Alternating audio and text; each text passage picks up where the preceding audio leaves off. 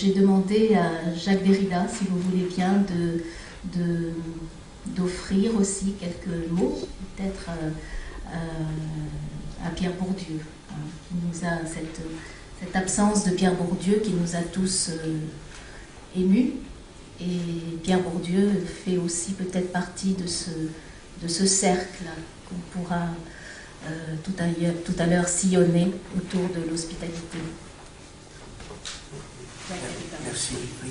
Après avoir remercié nos hôtes ici, ceux qui nous reçoivent, nous donnent la chance de cette réflexion commune, je voudrais en effet,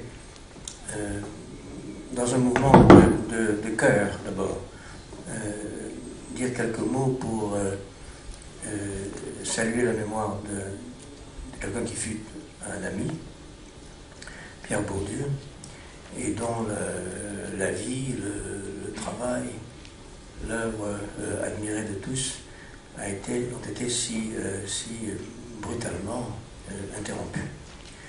Je ne veux pas me livrer au genre de l'oraison, ni même de l'hommage. Ce serait facile dans le cas de Bourdieu de rendre hommage à une œuvre immense, mais on en parle beaucoup autour de nous, nous savons à quel point c'est justifié. Je voudrais simplement risquer quelques remarques, à la fois personnelles et publiques, au sujet de ce que Bourdieu m'a donné à penser et à partager avec lui quant à l'hospitalité. Je vais donc, de façon extrêmement sévère, sélectionner les traits qui se rapportent à la question qui nous rassemble aujourd'hui, l'hospitalité. Bourdieu est mon ami depuis 50 ans, nous étions étudiés ensemble, mais nous nous sommes retrouvés, après des études communes et beaucoup de lieux et d'expériences partagées, nous nous sommes retrouvés en Algérie, pendant la guerre.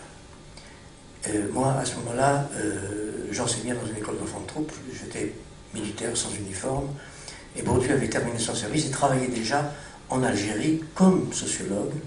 C'était ses premiers travaux de sociologie en Kabylie. Et c'était les premiers moments de la maturation de son livre Sociologie de l'Algérie. Et ce qu'il me disait de la Kabylie, et depuis d'ailleurs l'Algérie, qui est aussi mon pays, ne nous a jamais quittés, le souci de l'Algérie ne nous a jamais quittés, ce qu'il me disait de la Kabylie concernait, entre autres choses, l'hospitalité. C'est-à-dire la structure de la société, la structure démocratique de la société kabyle. Et vous savez que le problème kabyle est aujourd'hui reste un très grave problème, en Algérie même, entre l'Algérie et la France. La Kabylie est d'une certaine manière l'otage d'une certaine expérience politique algérienne aujourd'hui. Ce qu'il me disait de la Kabylie concernait l'hospitalité, la culture de l'hospitalité en Kabylie. Et vous en trouverez des traces dans tout ce qu'il a écrit au sujet de l'Algérie. Et puis, de longues années après, je sélectionne toujours dans ma mémoire ce qui concerne l'hospitalité, nous nous sommes retrouvés à plusieurs reprises associés dans des projets qui tous, directement ou non, concernaient l'hospitalité politique et l'hospitalité au-delà du politique. Il s'agissait encore de l'Algérie. Avec d'autres amis, nous avons fondé le CICIA, qui est un rassemblement international destiné à soutenir, le soutien international aux intellectuels d'Algérie, à soutenir et à accueillir en France les intellectuels algériens qui, dans les temps que vous savez, et pour les raisons que vous savez, se trouvaient contraints de menacer de quitter en Algérie, de quitter leur pays.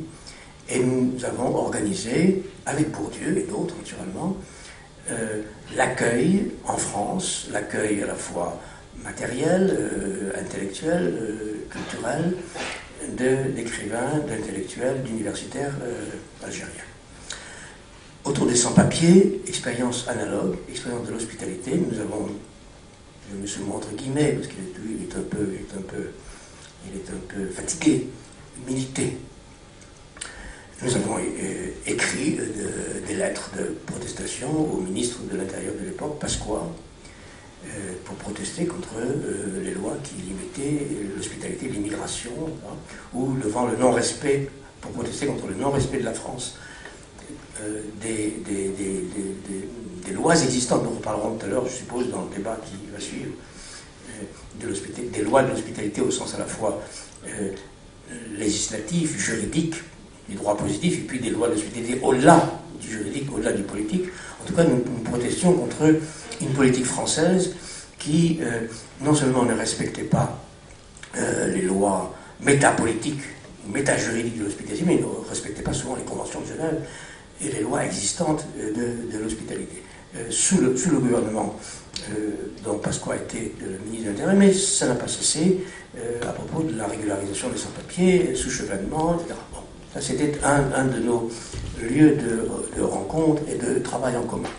Et puis, encore une fois, nous nous sommes retrouvés, toujours au titre d'une certaine exigence d'hospitalité, nous nous sommes retrouvés en 1994 ensemble, avec d'autres bien sûr, à Strasbourg, pour fonder ce qui existe toujours sous le nom de Parlement international des écrivains, dont vous savez peut-être qu'il a pour vocation d'accueillir, là aussi, non seulement des écrivains au sens strict, au sens littéraire ou poétique du terme, mais des intellectuels en général, des personnes qui, ayant la responsabilité d'une parole publique, se trouvent incapables de l'assumer chez eux, se trouvent persécutés quelquefois à risquer leur vie, dans leur propre pays. Et donc, nous avons institué ce Parlement. Peut-être en reparlerons tout à l'heure, je ne vais pas garder la parole trop longtemps avant le début de cette séance. Et une des grandes figures qui nous ont guidés dans la politique de ce Parlement international des écrivains, c'est ce qu'on appelle les villes-refuges. Et les villes-refuges sont vraiment dans une tradition à la fois biblique et moyenâgeuse. Ce sont des villes qui offrent précisément un refuge, une hospitalité à ceux qui sont poursuivis, persécutés dans leur propre et nous avons pris pour guide cette idée qu'une ville autonome avait plus d'autonomie, de liberté que l'État pour pratiquer une hospitalité que l'État, souvent, ne pouvait pas, ne voulait pas pratiquer lui-même. Et nous avons ainsi déployer un réseau de villes-refuges en France et dans le monde entier. C'est une des réussites de ce Parlement international des écrivains. Et naturellement, j'aime à penser et à rappeler aujourd'hui que Bourdieu fut, avec d'autres amis, l'un des initiateurs de ces villes-refuges. Alors voilà, c'est à ce titre-là, il y aurait beaucoup d'autres titres encore à le faire, à ce titre-là que je voulais que nous adressions un signe de reconnaissance et un salut à la mémoire de non seulement ce grand sociologue, mais ce grand intellectuel engagé que fut mon ami Pierre Bourdieu. Merci.